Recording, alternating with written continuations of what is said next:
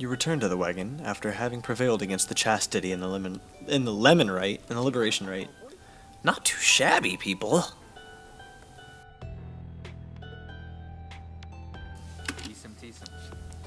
One by one, till we're done. You succeed in liberating Jodariel, who returned to the Commonwealth in glory. We did what we could.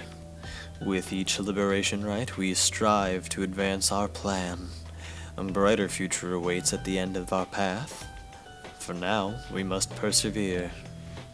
Speaking of which, reader, I take it you have seen the stars, or should I say, the lack thereof.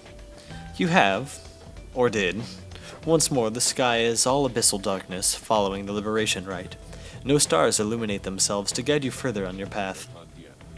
Then let us go once more to the moonlight alcove. I've an errand I must run. Besides, once we arrive, best recover now and make our way southward at first light.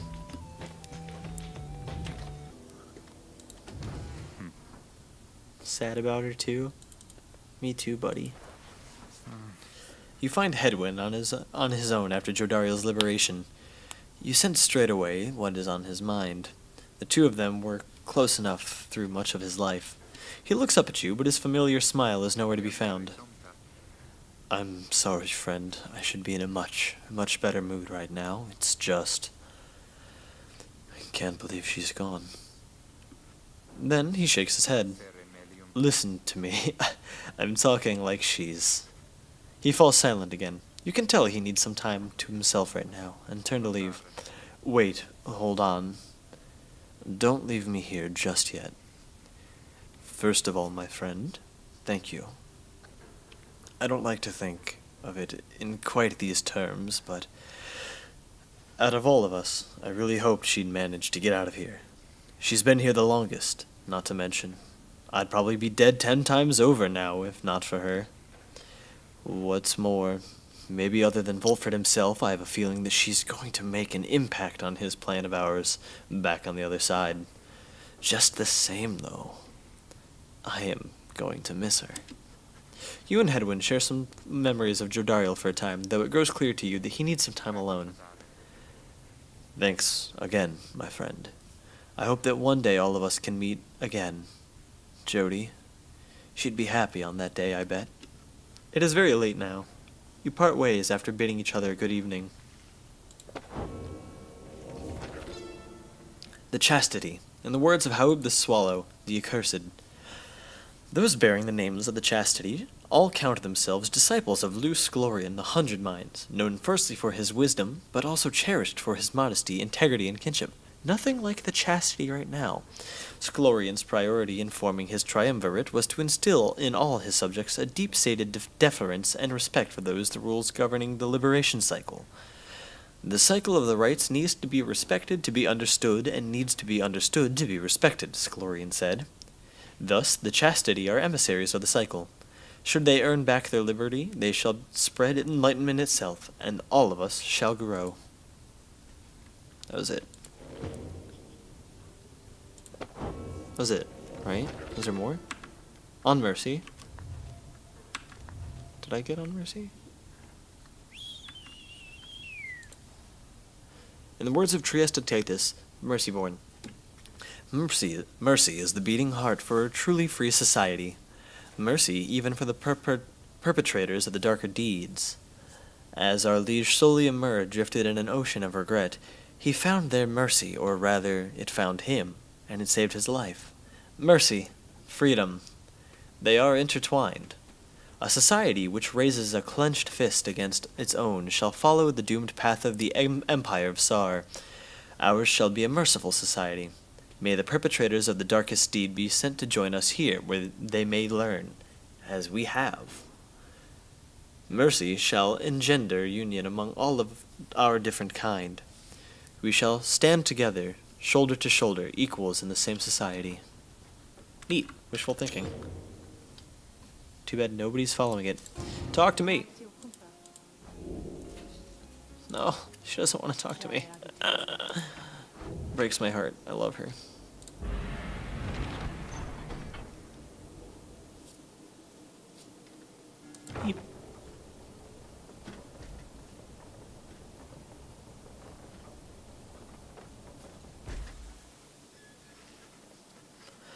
You once again find yourself amid the serene walkways of the Moonlight Alcove. Here you can await the time until the stars deign you to shine for you again. Bide time. Anybody want to talk? You want to talk? Sandra, you want to talk yet? Oh.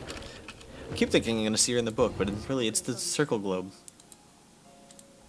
Speak to me. Dang it. She hates me now, guys. We have returned to a place of respite. Please make yourselves comfortable, such as you can.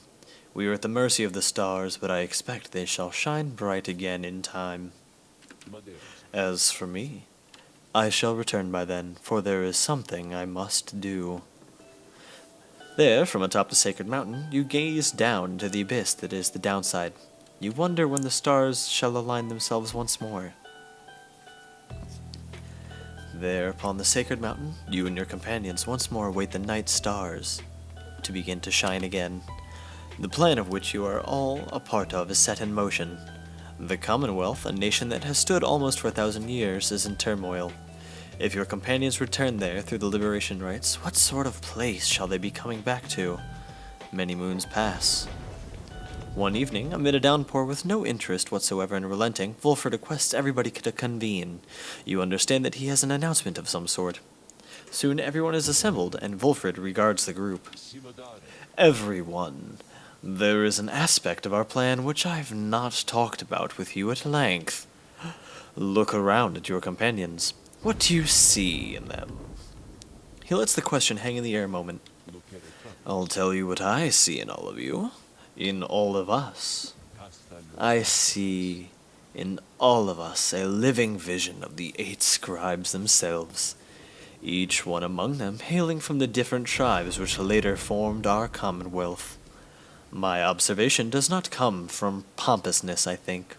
Rather, I believe the scribes themselves desired, or shall I say desire, such a course. Together they created all this ceremony of which we are now a part. The exiles, liberated through their rites, went on to found the Commonwealth based on their values and their teachings. Thus, an instrumental aspect of our plan is to embody the spirit and the culture from which the Commonwealth arose so many centuries ago. That way, when we are all united on the other side in solidarity, the people shall all see that we reflect the values they yet cherish in their hearts, not merely our own. Anyway, we are still missing one key representative on behalf of Molten Millith, and I happen to know a certain bog dweller who I think shall fit the part most splendidly indeed. He motions for someone to approach, and a certain bog dweller slithers forth. You recognize her straight away. It is my pleasure to introduce you to a dear old friend of mine whom I believe you met. Welcome to the Nightwings, Bertrude. The bog dweller, called Big Bertrude, utters something guttural by way of greeting. We are to understand that you require further aid from us. Yes, dear Bertrude, the time has come. Bertrude here is far and away the most accomplished alchemist whom I've ever met. You soon will find that she knows much about the rites as well. Bertrude looks at you and your fellow exiles, each in turn. We frighten ye, apparent. Everyone is silent as Bertrude searches their expressions. Then tremble, small ones, and hold well thy tongues, lest we remove them. She takes her leave without another word. Please excuse Bertrude's blunt manner. I guarantee she shall more than make up for it. Everyone disperses. It seems now that the ranks of the Nightwings are complete. Neat. Now, my kin, perhaps you notice that the stars are bright once more up there behind those stubborn rains, meaning it is time that we got back to business. Indeed, once more, several stars shine bright within the cold and storming sky. Choose your path towards salvation. Bing! Haub. Lu. And Triesta.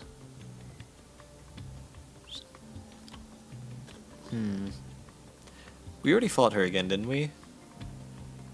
Haven't fought him again.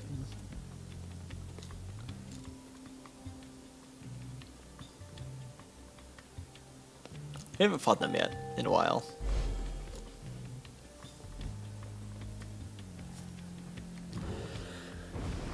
So we're to take on Lendl and the accusers this time, huh? I've done some digging about him. He then tells you what he knows of your next adversary. Lendl the Liar, the first adversary you confronted in the rites, not long after you took your first steps on the path to freedom. A former constable of the Commonwealth, he gained a reputation for his strict and brutal manners. By any means, he always caught the crook. Once he arrested a civilian who hated him on suspicion of theft of the Commonwealth artifacts that had gone missing. Lendl discovered that the artifacts himself in the civilian's home. The suspect was soon exiled, and still he denied the charges, even as they cast him downriver. The case was investigated further, though too late. Suspicions turned to Lendl. It turned out he planted the damning evidence himself, so he was exiled in turn. In the downside, he soon became acquainted with the rites, having heard of all of this from several people in high places. He asserted himself as the de facto leader of the accusers. They bent to his aggressive nature and prevailed many times under his watch. Yet, each time his chance at liberty arose, the Nightwings either defeated him or simply did not show. I guess that's why he doesn't care for us.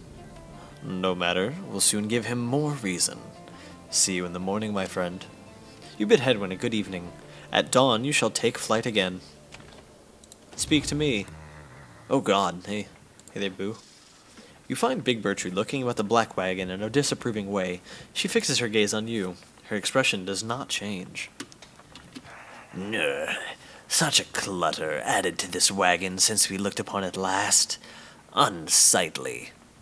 We remembered thee from our abode in the Flagging Hands. Then thou must be the reading one whom Sandalwood referred. She moves in close, studying you. You recall that the mere touch of a bog crone in the southern bogs can induce paralysis or worse. That one such as thee can extract meaning from that tome. 'Twas a feat we wished to witness for ourselves. Thy flesh has seen but the smallest fraction of the years which ours withstood, and yet we are expected to believe that thou canst understood the Book of Rites. Then she backs away at first. Someone else has joined you. Hail, Bertrude, madam. Is everything to your liking at this time, or is there something more which you require? We have been unable to locate a supply of rotworm gizzard extract among thy belongings. Other than that, we shall lodge no complaint.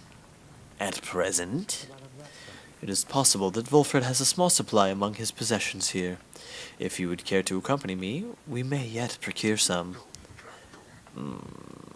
That would be agreeable with us. Then after you, madam. As they depart, you think you can see the lone minstrel nod his head your way. Thanks for the save, bucko. Rites of Flame, and the words of Solium Mur, the last of his name. With these blackened nails, I do hereby inscribe the rites of flame. The bylaws shall be written here in full. We, the Eight, decree the rites as a test of one's true worth in body, mind, and spirit. Now, until the stars abandon us, this shall be binding law within the downside. Those deemed worthy in the rites are to regain their freedom from the downside and return from whence they came. Exiles shall conduct the rites as one of 9 triumvirates and look towards the stars for guidance on their path. Exiles shall bear this book as status. Neat. Essential structure, in the words of Solium Mur, last of his name. The essential structure of a rite shall be as follows. Where chosen by the stars within the dark of night shall 2 triumvirates stand in opposition, far enough afield besides their consecrated pyres symbolizing their resolve. In each triumvirate, the 3 shall act as one to demonstrate their trust in one another, not just in themselves. Triumvirates shall endeavor to extinguish the pyre of their adversary, whose flames are only to be staunched through the celestial orb descended from the stars. Whoever's pyre remains burning shall prevail. The triumvirates then are to disperse. We, the 8, have seen the turning of the stars from now until the ending of our age. Heed their guidance and ours. The stars take many cyclic turns. The rites commence at their behest upon celestial landmarks when the downside's greater titans fail before the heavens. Bearing this book bestowed on your triumvirate, you, the reader, shall perceive under which stars you are to congregate. Follow where they lead, as your adversaries shall. If either you fails to appear, then neither of you walks the path. Whether you prevail or you fail, from that point on the stars shall guide you. Before each rite. The rite shall not commence unless the necessary preparations are complete at a celestial landmark ere the stars align. Exiles shall conduct the rites bearing this book, of which there are but 40 copies, each bound in astral hide. The exiles wear the sacred raiments fashioned in our likenesses at the summit of Mount Elodiel. Their identities are to be concealed, for they shall represent us all. Exiles shall set a metal sigil for their pyres and consecrate the grounds using the words, "The 8 scribes gave us this freedom so that we may yet have ours." The heavens shall respond when it is all set. During the rite, each triumvirate shall act as one, unerringly and without question. The disobedient shall suffer banishment or permanent expulsion. Exiles shall move as of a single mind to demonstrate their faith, and to recognize that they, as we the 8, cannot prevail alone. Their worth shall be determined both by their actions and their peers. Triumvirates lacking experience in this may designate a reader whose focus on this book may help the others to coordinate. However, only those who shall conduct the rites firsthand shall walk the path towards enlightenment and become eligible for the regain their freedom. At the appointed time, the aligning of the stars, heaven shall rain down upon the ground sufficiently prepared, and thus the 2 opposing pyres shall be set ablaze. Thus shall commence the rite. Triumvirates are to protect their pyres as they would their lifeblood. Lifeblood itself is never to be shed before, during, or after any rite, lest the disobeyer suffer permanent expulsion. Exile is injury enough. The rite is an act of mercy. Fear not the purifying flame. Plunge into it headlong, and without fear you shall be protected by the stars themselves. Seek freedom in the flame. Exiles bearing the raiments in this book reveal their hidden inner aura in the color of their flame. The aura is the exile's solitary weapon in the rites. Should one's adversaries cross one's aura, the adversary shall be banished. Banishment is fleeting nonetheless. Seek the pyre's light, and thus make your return. The exile's presence shapes the aura. Exiles gain greater auras whilst standing side by side with their triumvirates, for we gain strength together. Exiles may cast their aura through sheer force of focus on this book. The Celestial Orb. As the 2 flames are lit, so shall the celestial orb fall from the heavens. But one such orb shall be availed by the stars, requiring triumvirates to vie for it. Its cosmic connection to the flames, the raiments, and this book bestows the necessary qualities for its bearer to prevail. Effortlessly sails the orb between the 3 in a triumvirate. It seeks the grasp of whoever acts among the 3. Once grasped, the orb shall draw within it all the bearer's aura, fueled by the triumvirate's own flame. It is to be cast into the flame. The path. In each rite we gain enlightenment, whether we prevail or fail. Indeed, through failure do we tend to learn the most valued lessons, provided we survive. None of us have prevailed without end. Exiles who walk the path towards enlightenment shall at times be struck by an epiphany, and achieve mastery in some respect. Choose well amongst these blessings we bestow. Thus you may achieve yet your potential and surpass your adversaries. Whenever you prevail, your triumvirate earns favor. In time, the triumvirate with the most favor shall be summoned to the liberation rite to earn a chance at freedom. And then the cycle shall begin anew. The liberation rite takes place among the fall of Solium under a blooded moon, witnessed by the heralds from the stars. There the most favored triumvirate shall confront the one which we appoint. These 2 triumvirates shall first pass through the scribe's gate, where their worth shall be assessed under the stars. Only the most enlightened exiles within each triumvirate may be anointed for a chance at freedom. 2 of their companions shall support them whilst they strive. The anointed champion of the triumvirate, which prevails, then shall plunge headlong into the shimmer pool, and return in glory. Lots of lore dump. Good lore dump, everyone. Is there more?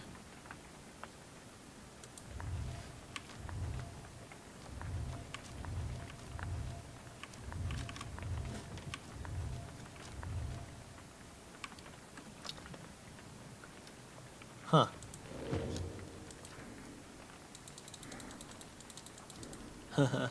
Okay. Speak to me. Dang it.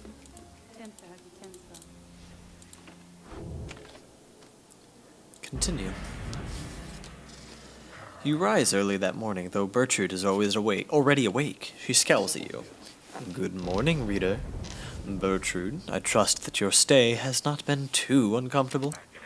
Nay, Sandalwood, the comforts of this place are not for us. Fly us forth from here to lower ground. Let us get this all over with. The reader here shall do so once the group is ready. I thank you for your patience.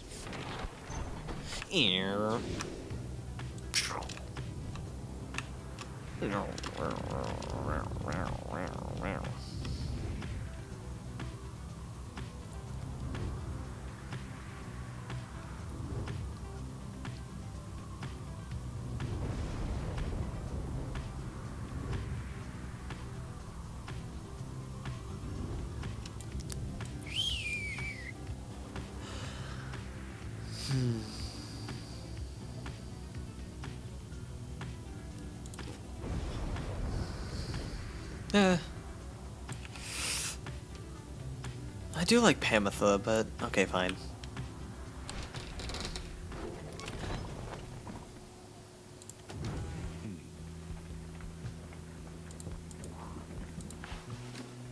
Wolfred is poring over a copy of the Book of Rights as you approach. He looks up at you and smiles. The Road to Freedom, written in a book that hardly anyone believes exists, and fewer still can read and comprehend. Sometimes I marvel how absurd all of this is, my kin. Tell me something, though. I've spent so much time considering the book, but known so few with whom I could discuss it in much detail. You've had some time to turn through it by now. Tell me about it. So, what do you think? Worth all the fuss? I find it fascinating. You tell Wolfred that the book has fascinated you and that you have never seen anything quite like it. He nods slowly as you describe your experience with it. I share this sentiment. To have it in our possession is a genuine artifact from a forgotten time. How much of it is exactly true, and how much of it is the scribe's retelling of events? I find it endlessly fascinating to consider, I must admit. He puts away his copy of the book with care. It is amazing that these volumes have survived for all this time, I think. Whatever they are made of has withstood the ravaging effects of time quite well. It's an astral hide. And the ideas there contained, they remain rather provocative as well. To think that the Commonwealth disavows the existence of this book, despite official recognition of the 8 scribes, although the reasons why are in there written plain. How fascinating that its secrets have been kept for all this time. Anyway, you'll have to excuse me for my extracurricular interest in its teachings. I used to teach a version of its history. To have access to the real thing has brought me some small pleasure. Let us be certain to preserve these volumes for whomever shall be the next to use them. He turns his attention to other matters and bids you a good afternoon. Peace out, bud. Really glad that they're doing alright. Well, oh shit, they're not doing well at all. Essence seems to be doing quite well. They seem to be the adversary's #1. Do you talk to me yet? Nope. Too many conversations. Sad. You take some of the afternoon to survey the area with Pamitha. You observe many curs off in the distance, driven half wild from the heat. Foolish things. This is what happens when you trust the Commonwealth. There is nothing you can do for these creatures. The sight of them makes you all too eager to return to the wagon and immerse yourself in your vocations. Haha. Gertrude, what are you even at? Yo, what a chica. She's gonna have to get on our level, I think. Very well, then. Educate us, if thou canst. You and Bertrude go over what you know of the celestial landmarks you have been to, and how their properties impact the Nightwings and the Rites. You can tell that she knows many of them very well by now. Great. Thus does our grasp of ancient sorceries grow even stronger still.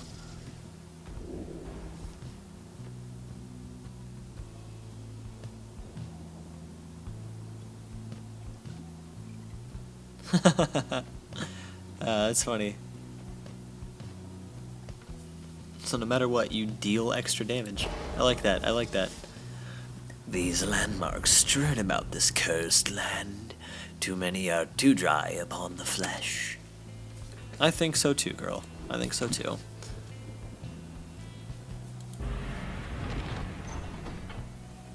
Cairn of Haub awaits.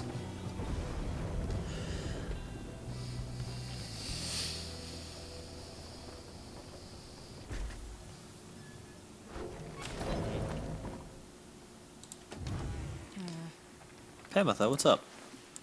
You find Pamitha by herself again, though her expression has grown darker than her custom. Leave me be, would you, reader darling? Trying to get some good and proper moping done here, and you're distracting me. Leave me be, reader, just leave me be, leave me be. You don't want to know what's lurking in my heart or mind.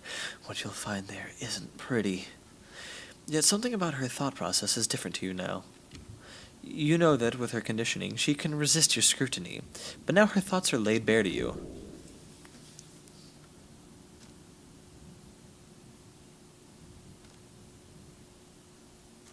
Let's be proper. Pamitha's thoughts are her own business. The fleeting connection between you soon is severed. Thoughts are loathsome things, reader. It is difficult to know how best to hide them. Mine are plain enough for you to see by now. She exhales and looks askance. You know by now why I'm in this mess with all of you. You could say I lacked Tamitha's sense of commitment, her zeal.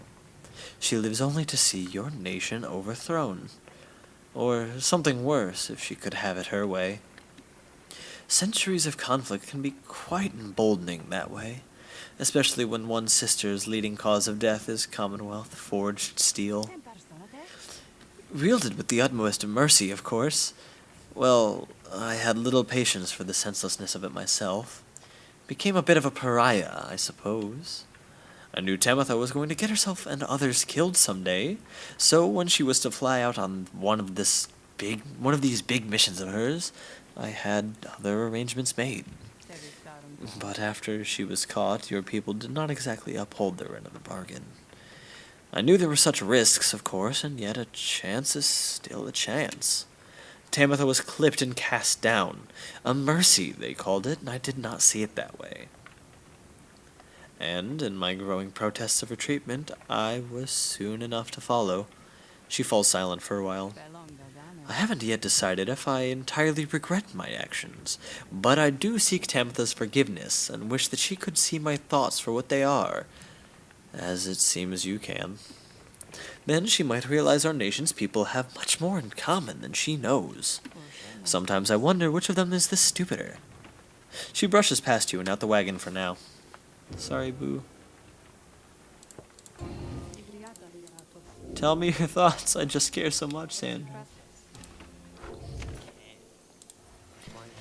Oh, hey guys, where's your friend? You know, the big one with the horns, likes frowning, stuff like that. Something happened here, or what? Heard a crazy story, she just flew on out of here or something? Anyways. Hey, dickbag. Oh. Bye, Jodariel. I miss you.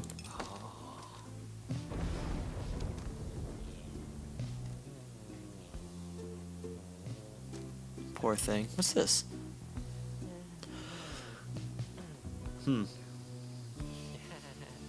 That's pretty nice, actually, but...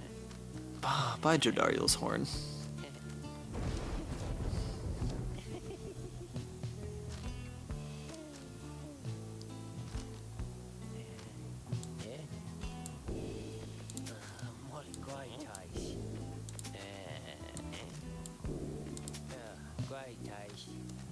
Haha. Jacked.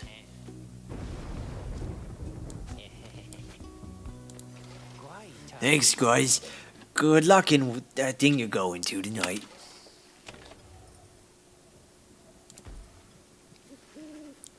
Here, amongst the dusty waste of the cairn of Haub, you await the signal of the stars. There is no sign of your expected adversaries, the accusers. Then the little imp Tizo flutters up to you. Hurrah, hurrah! Tizo cautions you that he has some history with your next adversary, Lendl. Tizo seems to be indicating that Lendl has a personal vendetta against him. But before he can explain any further, the stars begin to call to you.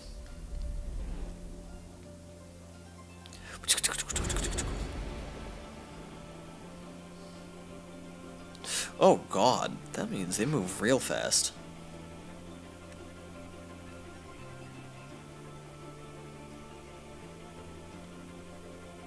I don't have Jodariel anymore, so let's switch this out.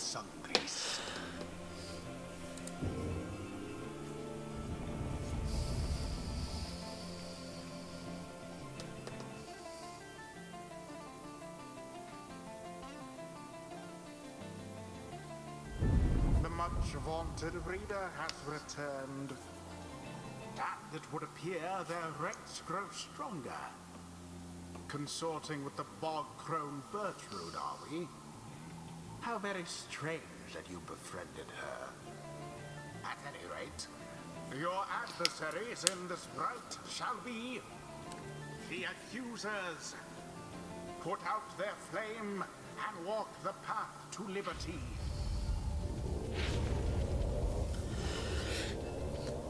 Can do. Your companions are assembled and ready for the rites to commence. However, there is still no sign of your adversaries, the accusers. The little imp Tizo screeches something, cautioning you to stay alert. But then someone leaps forth from the shadows. He grabs at his mask. Aha! Caught out, you miserable beast! I knew it! After all this time, I knew that you were still among their ranks. Tizo is angry to have stumbled into an apparent trap laid for him by Lendl. Silence, friend. You've robbed me of my freedom, my dignity. Your evil shall be ended here and now. The Nightwing shall not deny me thus again. Come then, my accusers, for we face none other than the spawn of the accursed imp Haub the Swallow. Let us show him now that he is a disgrace. Tizo whistles something angry back at him. Whatever transpired between him and Lendl in the past, Lendl evidently has not let it go. Pardon me. Bogcrone. Hold on a moment, reader. The crone Bertrude slithers forth, wearing the raiments of the rites. And now that Bertrude is among our ranks, it would be best if you became familiar with her repertoire. You have no obligation to make use of her abilities, of course. Good Bertrude, please show the reader something of your aptitude. We expect thou shalt soon be inclined to bring our sorceries to bear. Long have we studied these rites of thine. Let us show thee what we know of them thus far. Wiggle, wiggle, wiggle, wiggle, wiggle, wiggle, wiggle, wiggle. Bertrude Meow. shows herself in full. Bow. Though I have to wonder Bow. what became of her accomplices. Of one accomplice in particular. You watch yourself around her, reader. None are sentenced into exile without sufficient cause.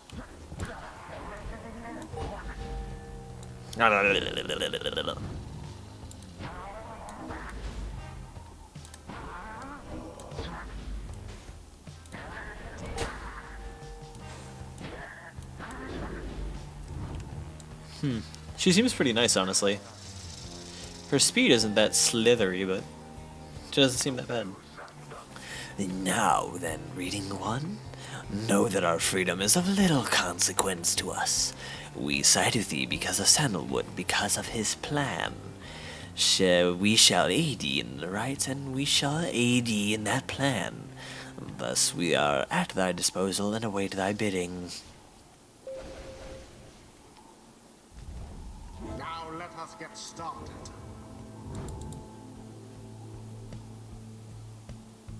Wow, they have a really strong pyre. Oh, that's shitty. Okay. Sir Gilman. Ooh. Yeah, we really should do that.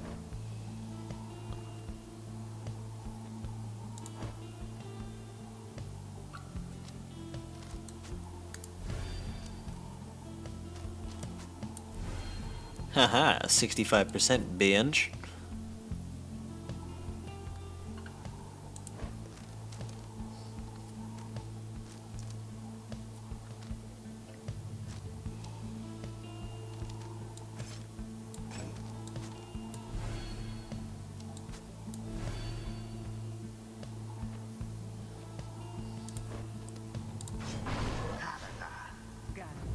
Ooh, I should probably check it who needs.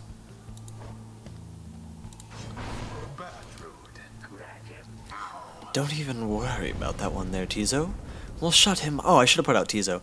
We'll shut him up real soon. Nightwings?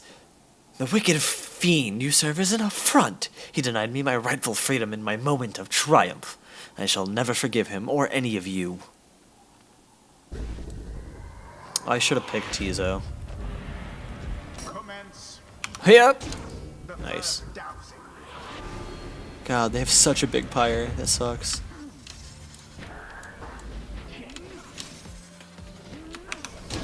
Blessed be. Hell yeah. Yes. Oh, this might be fun.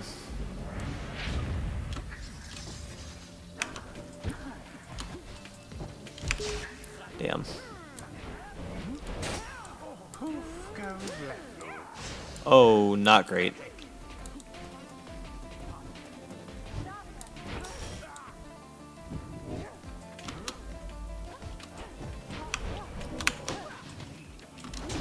Beauteous.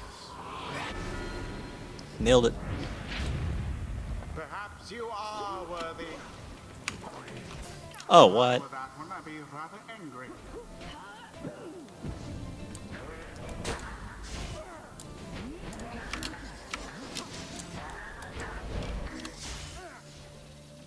Oh. That Pyre's flames.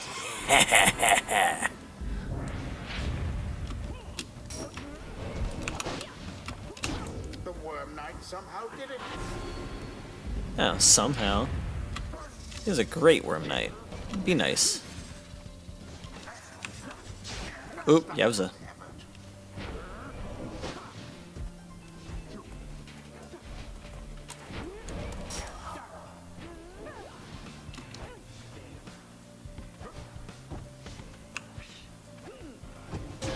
She soared right in.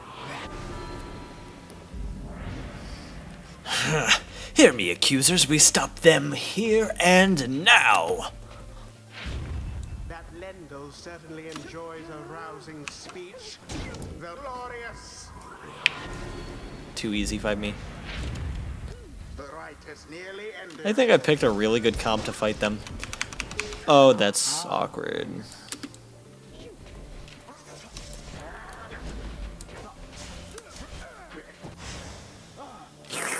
Accusers. And We did it. done. The Nightwings prevail yet again. They hardly deserved it, though, if you ask me. Wasn't that hard, honestly. The right is done. Squeaky ha. Tizo was very pleased that you prevailed, but wishes to make a quick exit this time. Blast! Where did he go? Where did he go? That infernal imp, a monster in disguise, a fiend, come forth to torment me until the day I die. Lendl storms off in a fit of anger. Tizo reappears once the coast is clear and expresses his gratitude again. Look at that cutie. What Lendl said before. If Tizo is truly a descendant of Haub the Swallow, then he has quite the legacy to live up to. Boundless are the teachings of the scribes. Oh, so close. Go Pammy. Yay. Even a traitor heart like Good a time as any to say thanks for having me along on this strange little journey of yours, reader darling.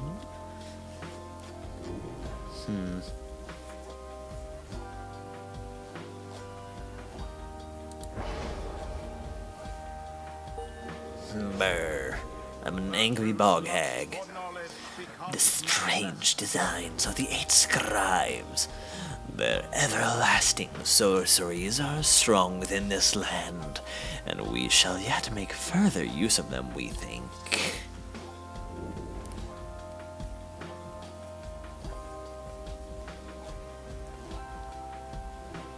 Neat. Speed that hag. Until the next rite.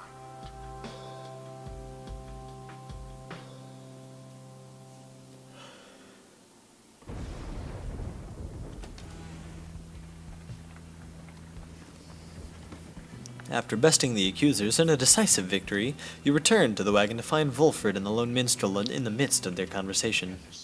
Most strange that this one star should be illuminated now. This is not what I had expected. Nor I, Volfred, sir. Then Volfred notices you there. Reader, Tarek and I observed a strange occurrence in the sky.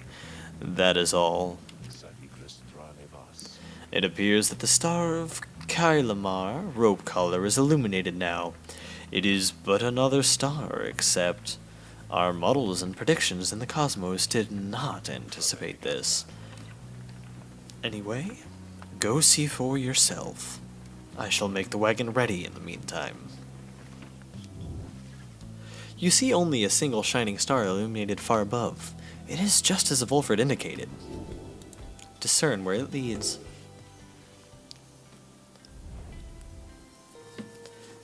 Kaelmer. Oh man, we have to fight Barker?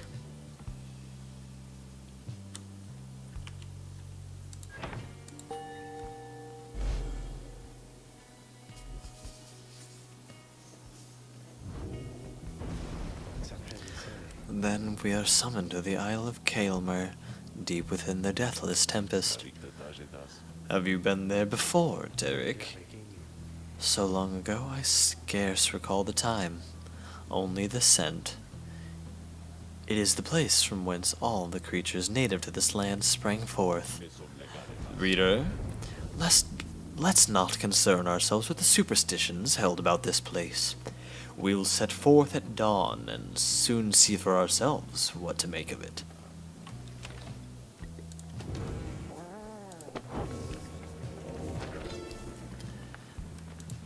Sung Grease, in the words of Under King Horus, the Sea Sojourner. Know you the sacred mountain, Mount Elodial, the highest peak within the lowest land? Then know that there is no mere mountain, but the fractured bonework of the world titan himself, the Archbeast, Sung Grease. This one's bog-dwelling companion, Milith, is too mild in her accounts of our ascent. 'Twas not a pleasant mountain hike, but a pitched battle spanning 17 full moons. Finally, the 8 of us, we climbed atop the brow of old Sungrees. We merged our strength and struck the mortal blow, such that the archbeasts finally shattered to pieces. 'Tis no mere myth that from the archbeast's eye the shimmer pool emerged, the sole means of freedom from this land. The accusers formed under Gulthanian. He is a big man. He values justice, loyalty, and steadfastness. Gulthanian, he says that the accusers take their name from one of his most accomplished legions, from his former military days. All among them, in fact, served the Master General at one time. They represent the stoutest-hearted men and women of the Empire who held true to Myrrh and Gulthanian to the end. The golden colors of their raiments are reminiscent of their old shining armor, is his claim. Ever shall they seek out those with the truest spirits and the strongest senses of purpose to replenish their ranks. Neat. Speak to me yet? No. I want her love. Oh, that's right. Hi, Tizo. Tizo seems somewhat less cheerful since his run-in with Lendl and the accusers. He approaches you, wanting for you to hear him out. Tizo seems unhappy about something Liesel said to him. Tizo understands full well why Lendl is angry. While Tizo does not like Lendl as a person, he recognizes nonetheless that he denied his freedom. It was a liberation right. He did what he felt necessary. He wanted to help his friend go free. Nonetheless, he still feels a certain guilt and regrets that the rites forces exiles into such situations. He falls silent for a while. Whether the 8 scribes ever intended for imps such as he to participate in the rites firsthand is difficult to know for certain. Then, he is grateful to you for listening. He knows what the scribes created the rites with good intentions. He promises to keep doing his best to live up to the legacy of the scribes. He bounds up into the rafters with some of the other drive imps. Regardless of whether he is truly an ancestor of Haub, surely the scribes would have been proud of him.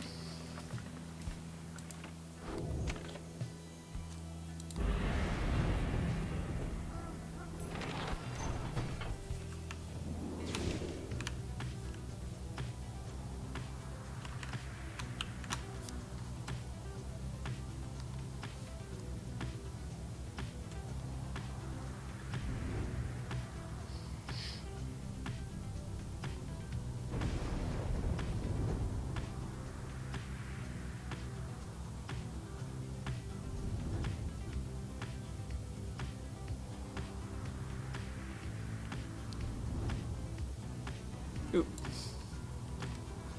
Let's see, what are the options?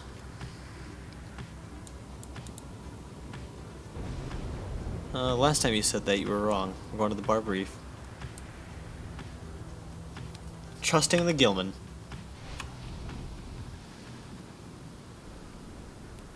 You make the landing within the Deathless Tempest, far west of where you first breached through the shores beyond. You wonder which of the sort of the celestial landmarks lies hidden amidst these waters, though for now, you have some time left before continuing onward. Talk to me. We can finally talk again.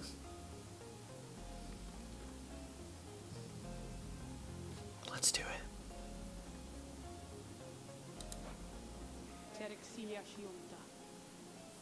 I thought I told you to be gone. She's pushing you away as she did before. Perhaps I ought to cease my services to you if you insist on disrespecting my wishes thus. Would that sound good to you, oh reader?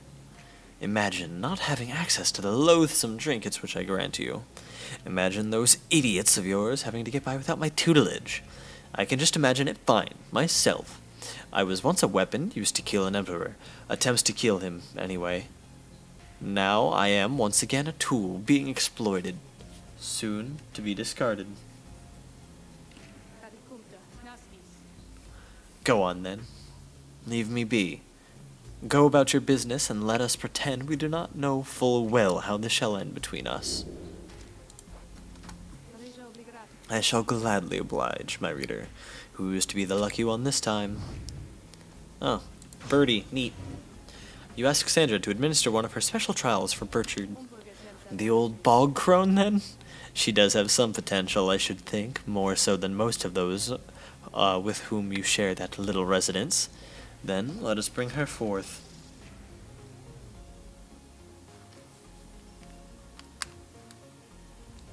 Soon, Bertrude appears in heat of the summons.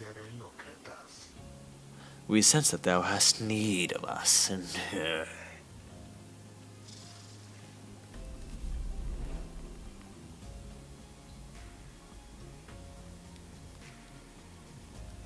neat.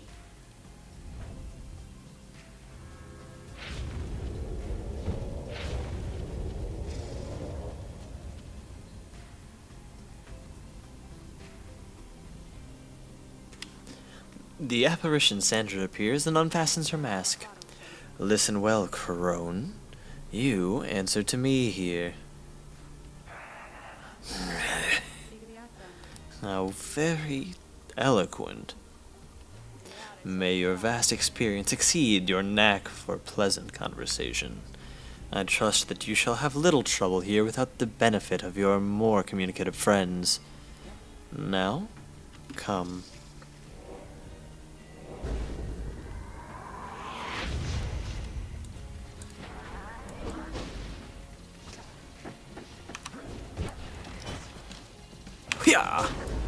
Pounced, bench. slithery.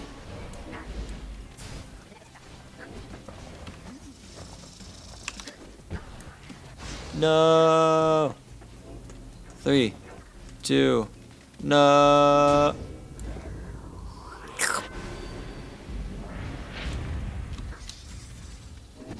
Oh.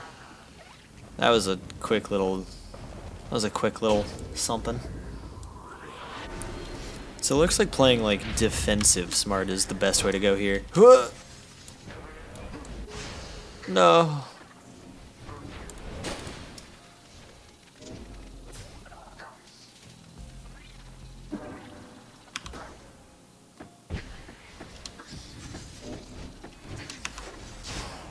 Oh, come on, what?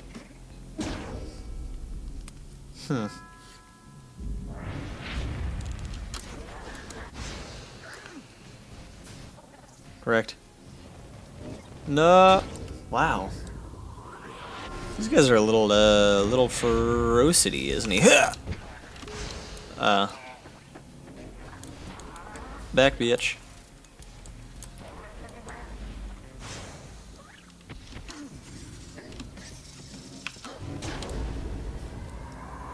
She can go a long way.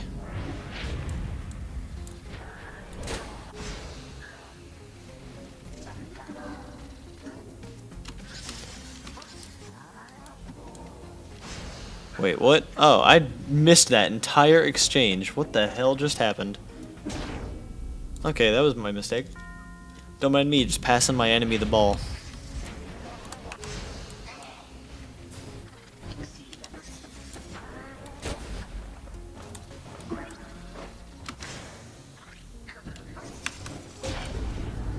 Alright. Neat.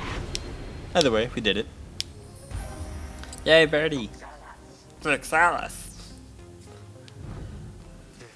A simple test, undeserving to be called a challenge. I ought to have failed you just for gloating, crone. But these are not my rules, and your performance was sufficient. Thus you have passed my test. Congratulations are in order to you and your lovely reader. Now farewell. Birdie, what'd we get for you, boo?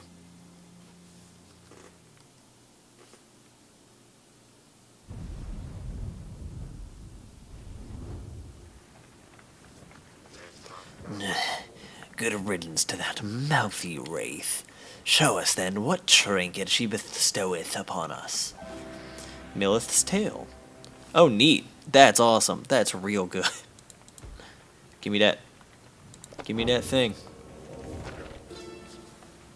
Breathless Tempest. We waited for the Deathless Tempest to subside. We waited, but the Underking, he merely laughed and laughed, for the Deathless Tempest does not subside. What lies beneath that stretch of sea to cause such an upheaval is best left to myth and speculation. We made passage nonetheless through the sorceress' aid and fortune, scarce seeing the surrounding environs. We did detect a landform to the west. Solium Mur detected there the presence of his treacherous aide, who lured him into exile, and then followed him in turn. Mur, in his wisdom, thought it be best to be avoided. At last did we arrive on distant lands. Those seeking them provided little comfort.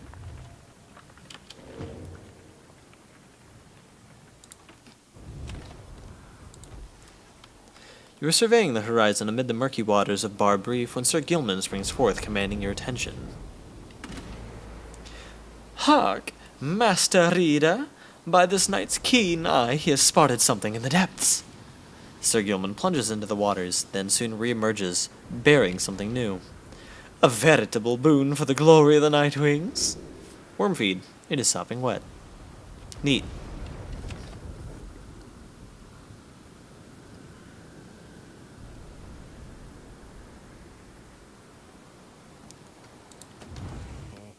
Hey, Rooks. What's up? What's up, bud?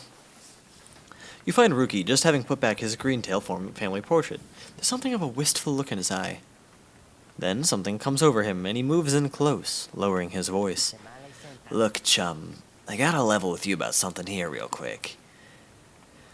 Truth is that I haven't been entirely upfront with you about my family situation. He hesitates a while, then, We ain't exactly quite as rich as I've been letting on. I mean, we do just fine, and we got lots of money stored away. It's just mostly locked up in savings bonds, and, he seems to catch his way in the middle of another tall tale and relents before you can respond one way or another. The situation is my mom got back on the other side. She's in need of a little bit of help, financially and otherwise. All she's got now are my knuckle-headed uncles to keep her steady. I always told her I'd make something of myself, you know. I was just a clerk in her shop. Things started getting tough for us, so I started looking for all kinds of different work. Got in with some unseemly sorts, I guess. But the pay was real good. We took to shipping certain types of stuff down here, of all places. Flushing it straight down the river, watertight. The pay was right. Mom was so proud of me. We were eating real good all the time.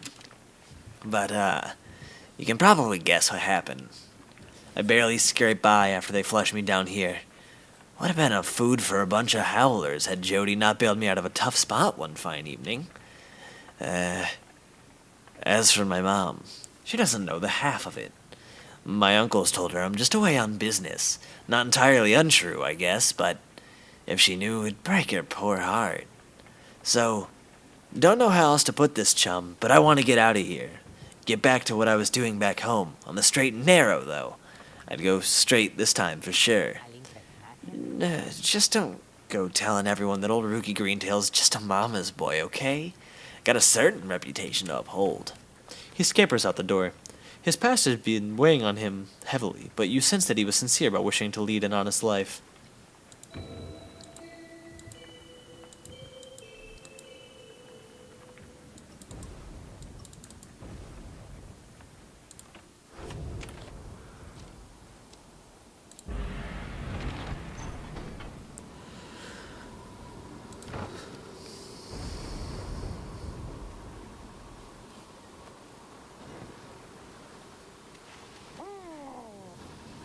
Here in the dark waters of the Deathless Tempest, you encounter a messenger imp come to deliver news and rumors from the other side. The news, this time, pertains to Jodariel, whom you liberated at the fall of Solium. You learn Jodariel's past transgressions have all been forgiven. She was soon to be reinstated on the blood border on the presumptions that she wanted her old status back. In fact, she was offered an especially prestigious leadership position in the First Vale, for demons such as she could not be seen in the streets. But she refused the gesture, rather bluntly, the report suggests. Instead, she sought Volfred's agents, as well as several of her former fostered sons and daughters, and so the ranks of the revolution grew stronger. The last part of the messenger imp's news must have been damaged in transit, although appears to be in Jodariel's own words. All you can tell is that she says await. You thank the messenger imp for relaying this information. Your companions are excited to discuss the news. Tizo is fired up about the news of Jodariel's return to the Commonwealth. Wonder what the rest of her message said. We can envision it. A demon such as she, set loose within the Commonwealth. You give it to him for us, Jody. I knew you had it in you. She is an inspiration to us all, or to this knight she is at least. There's nothing she can't handle. I miss her bad sometimes, but I'm glad she's all right. The news of Jodariel's liberation fills you and your fellow exiles with newfound resolve. +1 hope. Bye, Jody. I miss you.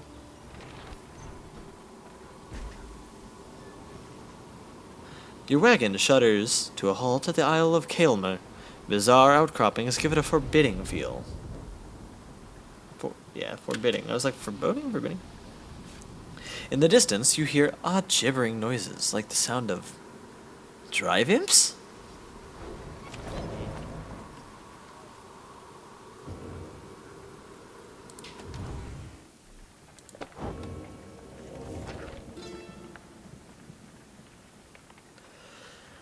The Isle of Kaelmer. In the words of Luce Glory in Hundred Minds the Scholar, the traitor Kaelmer Ropecollar, whereas he brought about our empire's fall, whereas he nearly claimed the life of our dear Solium, we forgive him. We have forgiven him, we give a certain thanks to him. For he played a vital part in the star's plan. If not for him, then we, the Eight, would never have aligned. We never found the rope collar. He fled into the sea towards an isle which we knew well to avoid. 'Twas there we think that Kaelmer's tattered mantle finally did him in among the wild imps. Should the stars ever converge above the isle, it shall be to signify that their long dance across the skies is drawing to a close.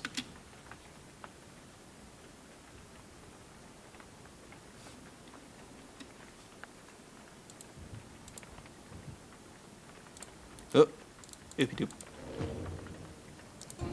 Does Sandra want to give us any last minute advice? Oh, okay. Okay.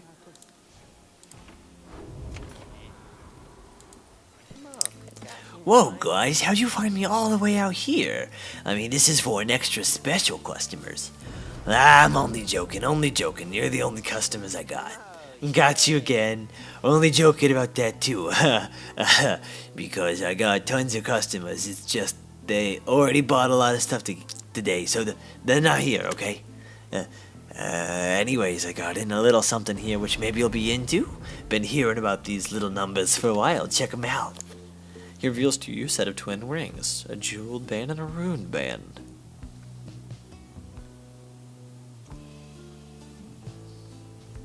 Neat. Thinking these thingers are supposed to be for a couple of lovebirds, know what I mean? But anybody could probably use them, provided they was to buy them off me. Yeah, I was gonna get them for myself, but anyway, let me know if you want them. Nah, bench. We fine. We Gucci.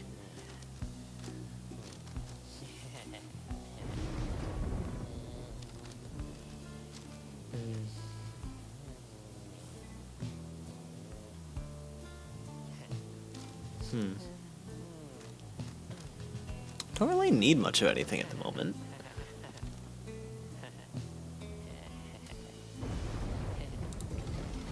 Yeah, just not a lot of customers today. That's a lie. You said you had a lot. You stand before the bizarre outcroppings on the Isle of Kaelmer. The sky darkens, and in the distance you hear the sound of gibbering creatures growing louder. The sound of it is unnerving enough that your fellow exiles remain quiet, their eyes affixed to the stars above. Soon, something in the sky begins to stir.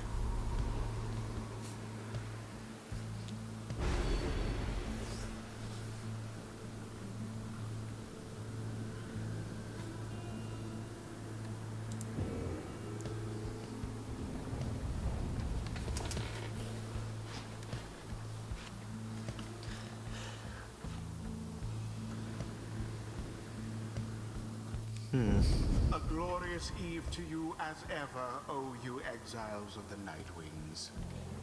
The 8 scribes dragged you all the way into the blasphemous Isle of Kaelmer. Here you are to be surrounded by even more gibbering nitwits than usual. The adversaries you are to confront shall be the dissidents. Whose ever fire yet burns ere the break of dawn shall surge forward on the path. This is a hilarious football field. Oi, so it's you again. You guys gave us a proper licking last time, and we owe you for it. Your adversaries are prepared, reader. Who shall conduct the rites on your behalf? Oh. Who shall conduct the rites?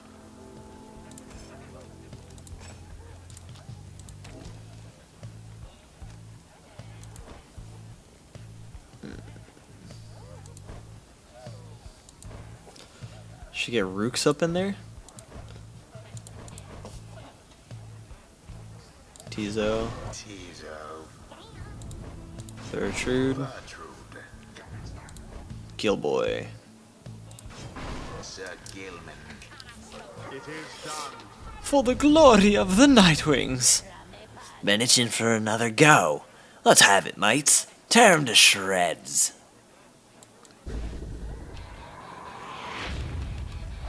As the rites commence, the imps throughout the cavernous area roar with excitement. Our struggles and our plan. Mere entertainment of these lonesome creatures. Begging your pardon, sir, the imps of the Isle are quite passionate about the rites. Just now, they offered a bounty in Sol, if our triumvirate proves worthy. They would pay us? In exchange for what, exactly? And where do they get the soul, for that matter? My understanding is that they wish to see us perform feats of glory. As for the source of their wealth, who can say how much soul lies within the sea? Reader, it may seem beneath you, but if the opportunity is real, if this soul could be of benefit. Indeed, then, reader. It is yours to decide if entertaining these sad creatures is justifiable distraction among this affair. We trust your judgment. Now let us not distract you further here. Salute the imps. 'Twas bound to happen. Now begin. Already does your adversary's flame begin to flicker.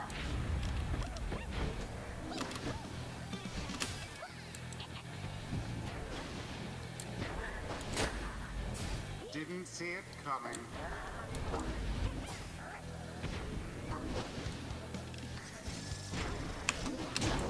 Yoink.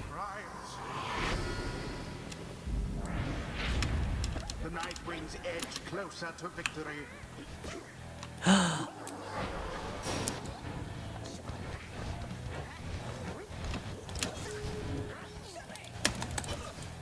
Ha ha ha! Gilman is the best. Glory!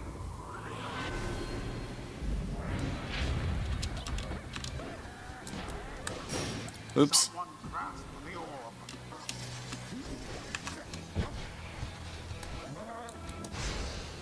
Oh, that's not great.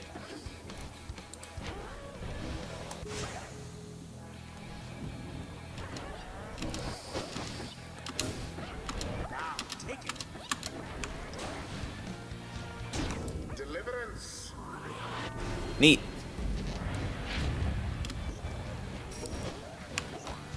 Oop. Yikes.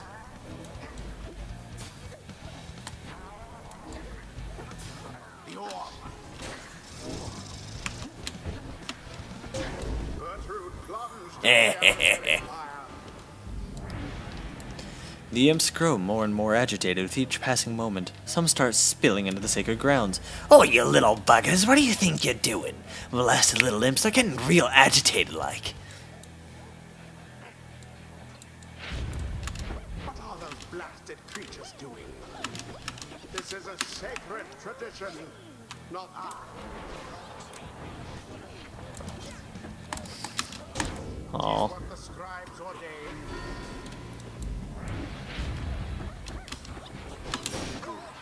Yowza. Oh, wow, sniped.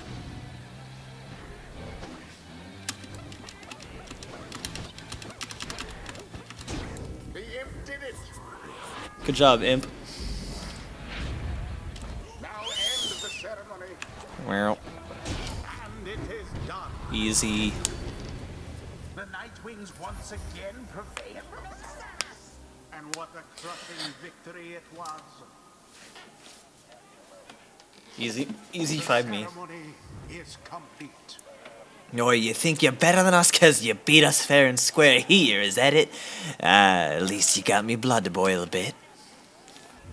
What stirs now in the hearts of all these exiles? Understanding deepens in the mind of the imp Tizo. Tizo gives thanks to Haub the Swallow for watching over and protecting him.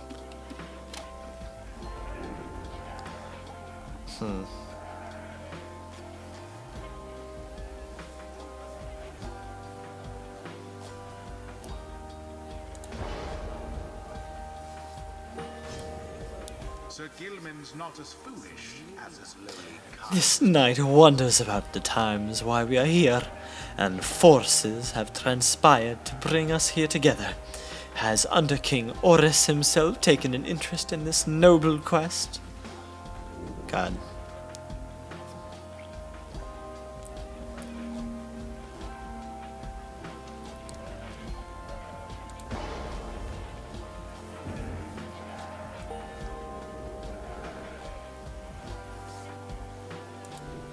until the next right